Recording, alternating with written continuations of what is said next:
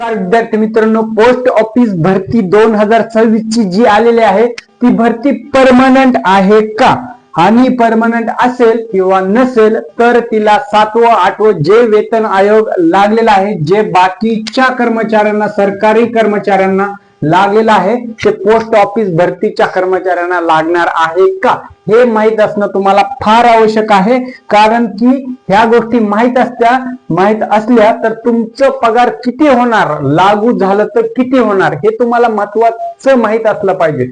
बघा, post office म्हणजे ग्रामीण डाक सेवक GDS भरती 26 ची जी निघालेली मित्रांनो, त्याच्यावर 7वं किंवा 8वं म्हणजे आता तर लेटेस्ट 8वं लागू झालेलं आहे, लागू होणार आहे. 8वं कमिशन लागू होणार का, हा प्रश्न विद्यार्थी मित्रांचे मेसेज आलेले मला की लागू होणार का, कशी पद्धत असणार आहे.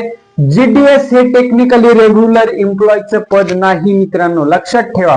जरी ही सरकारी नोकरी असली, GDS हे रेग्युलर एम्प्लॉय मध्ये त्यांना कन्सिडर केलं जात नाही, ठीक आहे, किंवा रेग्युलर सर्वंट नसतात ते. मग काय, मग ते कॉन्ट्रॅक्ट बेस आहे का, नाही, कॉन्ट्रॅक्ट बेस सुद्धा नाही मित्रांनो. मग इथे कुठलाही स्पेसिफिक टाइम पिरियड नंतर एम्प्लॉयला काढलं सुद्धा जात नाही मित्रांनो. मग GDS म्हणजे एक्स्ट्रा डिपार्टमेंट एम्प्लॉय म्हणून त्यांना ओळखलं जातं, एक्स्ट्रा एम्प्लॉय डिपार्टमेंट म्हणून ओळखलं जातं, रेग्युलर मध्ये ते मोडत नाहीत.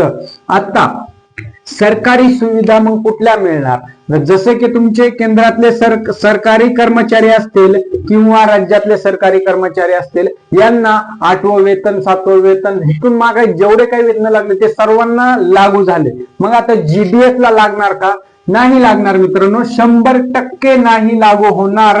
कारण की का, हे फक्त एक्स्ट्रा डिपार्टमेंटल एम्प्लॉय म्हणून असतात, परंतु इथे ज्या सरकारी योजना आहेत म्हणजे सरकारी फॅसिलिटी आहेत त्या इथे मात्र लागू होणार काही प्रमाणात. त्याच्यामध्ये तुमचं PF असेल, ग्रॅज्युटी असेल, त्याच्यानंतर तुमचं मेडिक्लेम असेल, ह्या थोड्याफार प्रमाणातल्या ज्या गव्हर्नमेंट इतर कर्मचाऱ्यांना लागू करतं त्या इथे GDS वाल्यांना सुद्धा लागू होणार आहेत. त्याचसोबत पेड लिव्ह तुम्हाला इथे मिळणार आहेत, अर्न लिव्ह मिळणार आहेत, सिक लिव्ह मे बी मिळू शकतात किंवा नाही, आता ते तुमच्या ह्याच्यामध्येच समजेल मित्रांनो, ठीक आहे. पण पेड आणि अर्न या गोष्टी मिळणार आहेत. म्हणून ह्या ज्या GDS भरती आहे त्याच्यामध्ये 8वं वेतन किंवा 7वं वेतन लागण्याची चान्सेस जवळपास नाच्या बराबर आहेत. मग आता तुम्ही काय समजायचं, GDS हे परमनंट आहे की नाही, हा दुसरा प्रश्न तुमचा येतो. कारण हे फक्त टेम्पररी वर्क आहे, पण कॉन्ट्रॅक्ट बेस नाहीये. टेम्पररी जॉब आहे परंतु कॉन्ट्रॅक्ट बेस नाहीये. वाक्य नीट आहे का, temporary but not contract base, ठीक आहे. म्हणजे तर तुम्ही लाईफ टाइम 60 वर्षापर्यंत सर्व्हिस देऊ शकता.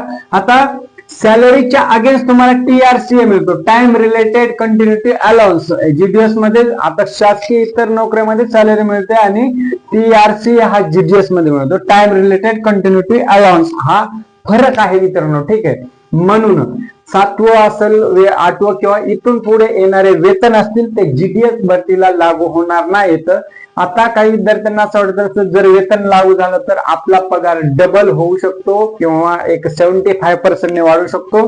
तसेच सरकारी जे अलाउन्सेस आहेत, सरकारी भत्ते आहेत, इतर भत्ते तुमचं जसं की ट्रॅव्हलन्स अलाउन्स असेल, डिअरनेस अलाउन्स असेल, हाऊस रेंट अलाउन्स असेल, मेडिक्लेम असेल, ह्याच्या गोष्टी तुम्हाला दुप्पट, तिप्पट किंवा डबल मिळणार. तर इथे कुठल्याही प्रकारचं कमिशन लागू होणार नाहीये मित्रांनो, ठीक आहे. म्हणून लक्षात ठेवा, तुमची जी सॅलरी आहे तेच तुम्हाला मिळणार आहे आणि काही शासकीय सुविधा तुम्हाला मिळणार आहेत. म्हणून GDS तुम्ही जॉईन करणे गरजेचेही आहे. ज्यांना वाटत आहे की GDS मध्ये नको आपल्याला करिअर, ते बिंदास tata bye bye Ram Ram करू शकतात. परंतु हा जॉब तुम्हाला कॉन्ट्रॅक्ट बेस सुद्धा नाहीये, 60 वर्षापर्यंत तुम्ही करू शकता, पगार सुद्धा चांगली आहे. तुमची फायनान्शियल कंडिशन जर चांगली नसेल तर हा जॉब तुमच्यासाठी बेस्ट आहे. हा जॉब करत करत इतर स्पर्धा परीक्षा सुद्धा तुम्ही देऊ शकता मित्रांनो. म्हणून हा संधी सोडू नका आणि तुमच्या निवडीसाठी माझ्याकडून खूप खूप शुभेच्छा मित्रांनो. इथेच थांबतो. जय हिंद, बाय बाय, राम राम. भेटूया नवीन अपडेट सोबत. राम राम.